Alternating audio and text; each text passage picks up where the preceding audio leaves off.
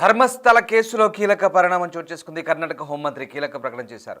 పురుషుడి అస్థిపంజరంతో పాటు పలు మానవ ఎముకలు దొరికాయంటూ క్లారిటీ ఇచ్చాడు. 6 ప్లేస్లో పురుషుడి అస్థిపంజరం దొరికిందన్నారు. మరో కొత్త ప్రదేశంలో కొన్ని ఎముకలు దొరికాయన్నారు. ఇక తవ్వకాలకైతే ప్రస్తుతం బ్రేక్ పడట్లేదు. జీపీఆర్ టెక్నాలజీని ఉపయోగించి తవ్వకాలు జరిగే అవకాశం ఉంది. సిట్ దర్యాప్తు జరుగుతున్న తీరుపై విమర్శలు కూడా వస్తున్నాయి. మరోవైపు జీపీఆర్ వాడకపోవడం పైన అనుమానాలు వ్యక్తమవుతున్నాయి. దేశవ్యాప్తంగా ఈ ఘటన సంచలనంగా మారింది. దీంతో జీపీఆర్ను ఉపయోగించాలని నిర్ణయించారు. ఇప్పటికే 6వ స్పాటు అలాగే 11వ స్పాట్లో మాత్రమే కొన్ని ఎముకలు దొరికాయి. ఇక విజిల్ బ్లోయర్ భీమన్నకు ఓవైపు మద్దతు పెరుగుతుంది, మరోవైపు నిజాలు నిగ్గు తేల్చాలంటూ ప్రజలు డిమాండ్ చేస్తున్నారు. నిన్న ధర్మస్థల్లో పోలీసులు లాఠీ చార్జ్ చేశారు. ఈ లాఠీ చార్జ్ జరిగిన నేపథ్యంలో ఒక్కసారి ఆ ఘటనకు సంబంధించి రాజకీయ రంగు పులుముకుంది. ధర్మస్థల్లో మీడియాపై జరిగిన దాడిని ముఖ్యమంత్రి సిద్ధరామయ్య కూడా ఖండించారు. ఈ ఘటనపై దర్యాప్తుకు ఆదేశించారు. నిందితులపై చర్యలు తీసుకోవాలంటూ ఆయన ఆదేశించిన పరిస్థితి కనబడుతుంది. మరోవైపు హోంమంత్రి జి పరమేశ్వర కర్ణాటకలోని సదాశివనగర్లో స్పందించారు. ఈ ఘటనపై తొలిసారి అధికారికంగా రాష్ట్ర ప్రభుత్వం స్పందించినట్లయింది. ఈ ఘటన నేపథ్యంలో ఒకసారిగా ధర్మస్థల్లో జరుగుతున్న అంశాలకు సంబంధించి మీడియా అడిగిన ప్రశ్నలకు పరమేశ్వర మాట్లాడారు. సిట్ దర్యాప్తు సాగుతున్న నేపథ్యంలో ఇక 6వ ప్లేస్లో కొన్ని ఎముకలు దొరికిన అంశాన్ని, అలాగే 11వ ప్లేస్లో మరొక అస్థిపంజరం దొరికిన అంశాన్ని ఆయన వెల్లడించారు. అంతవరకు మాత్రమే ప్రస్తుతం సమాచారాన్ని బయటకు సిట్ అధికారులు వెల్లడించిన విషయాన్ని ఆయన మరొకసారి ధృవీకరించారు. అలాగే ఇప్పటి వరకు కేసు పురోగతికి సంబంధించి ఏవైనా ఆధారాలు దొరికితే తదుపరి మళ్ళీ విచారణ వేగవంతం అవుతుందంటూ ఆయన చెప్పుకొచ్చారు. సిట్ అధికారులు దర్యాప్తు జరుపుతున్న తీరు బాగా లేదంటూ వస్తున్న విమర్శలు ఆయన కొట్టిపారేశారు. సిట్ అధికారులు దర్యాప్తు చాలా వేగంగా స్పష్టంగా జరుగుతుందంటూ ఆయన క్లారిటీ ఇచ్చే ప్రయత్నం చేశారు. మరోవైపు ధర్మస్థలలో ఎలాంటి ఆధారాలు దొరికినా దర్యాప్తు కంటిన్యూగా కొనసాగుతుందంటూ అధికారులు కూడా చెప్తున్నారు. ఇక సిట్ దర్యాప్తు పరిధి అలాగే ఆ పురోగతిని కూడా పరమేశ్వర వివరించారు. మాజీ పారిశుద్ధ్య కార్మికులుగా చెప్పుకునే వ్యక్తి 95 నుంచి 2014 మధ్యకాలంలో చాలా మృతదేహాలను అలాగే లైంగిక వేధింపుల ఆనవాళ్ళు ఉన్నాయంటూ చెప్తున్న ఆరోపణలను వాటన్నింటినీ కూడా ఖండన చేశారని ఆరోపించిన తర్వాత న్యాయపరమైన ఆదేశాల మేరకు, మెజిస్ట్రేరియల్ ఆదేశాల మేరకు తాము దర్యాప్తు బృందాన్ని ఏర్పాటు చేశామంటూ ఆయన చెప్తున్నాడు. ఇక ఆయన వాదనలకు చట్టపరమైన దర్యాప్తు నేపథ్యంలోనే ఇది ఏర్పాటు చేసినట్టుగా చెప్తున్నారు.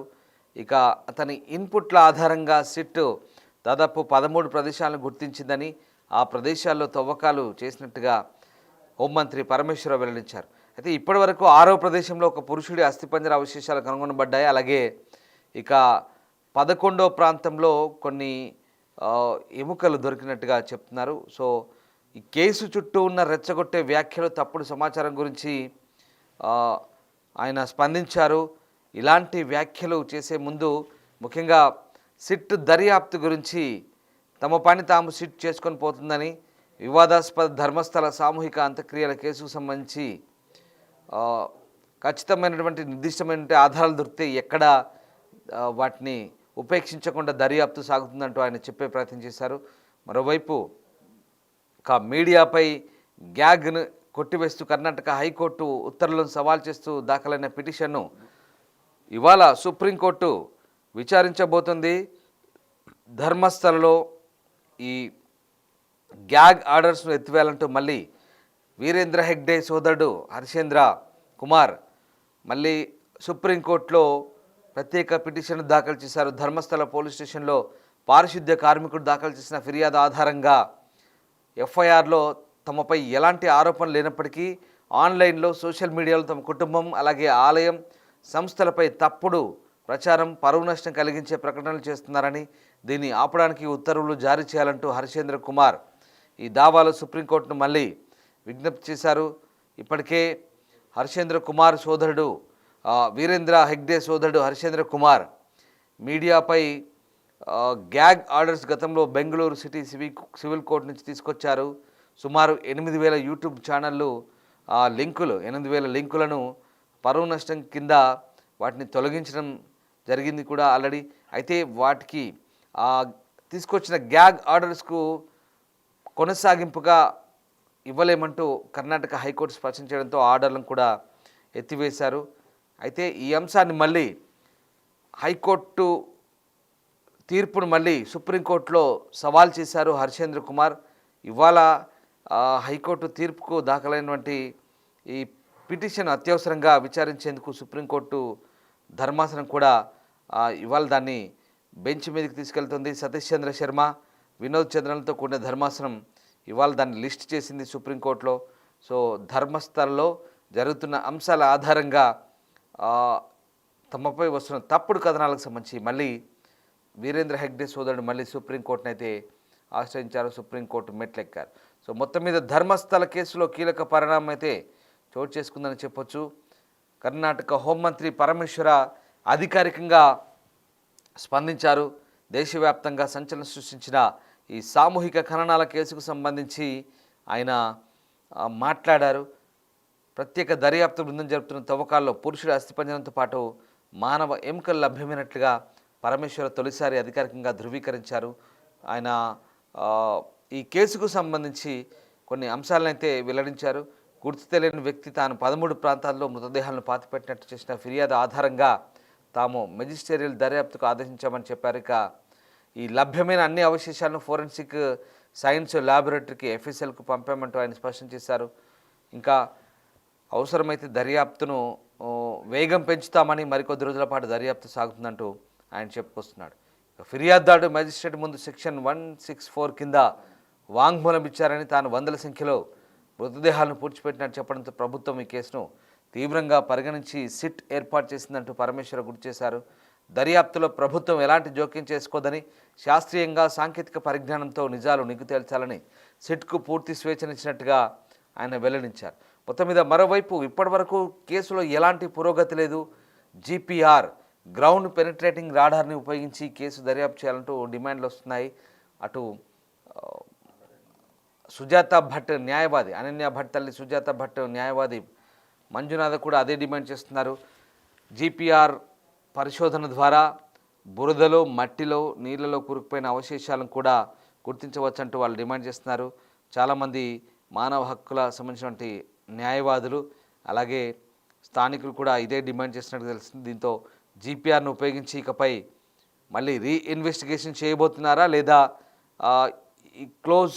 అంటే ఇన్వెస్టిగేషన్ క్లోజ్ చేయబోతారా, లేదా మరో విడత మళ్ళీ మరికొన్ని ప్రాంతాల్లో ఇన్వెస్టిగేషన్ సాగుతుందని మాత్రం ఆసక్తి రేపుతుంది. ఇప్పటికైతే ఎలాంటి పురోగతి లేదు. కేవలం 6-11 పాయింట్లో కొన్ని అవశేషాలు మాత్రమే కనుగొన్నారు.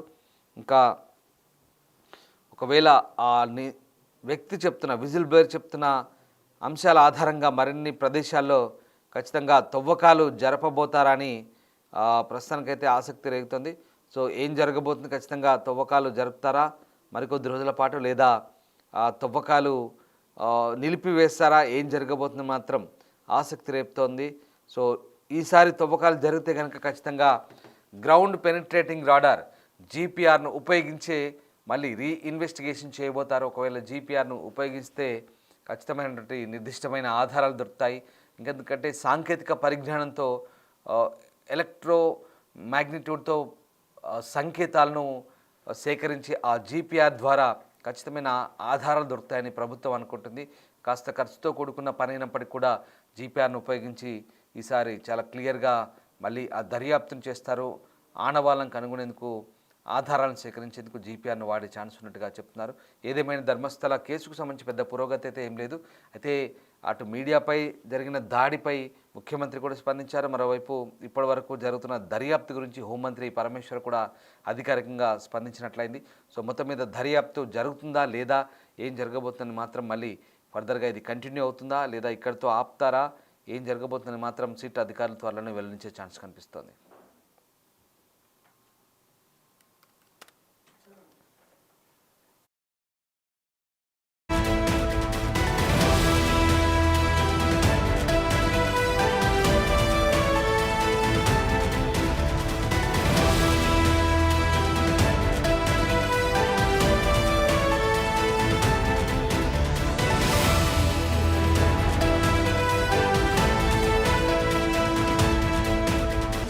The Big Folk Night 2025. Celebrating the soul of Telangana. August 23 సాయంత్రం 6 గంటల నుండి ఎల్బీ స్టేడియంలో. టికెట్స్ బుకింగ్ కోసం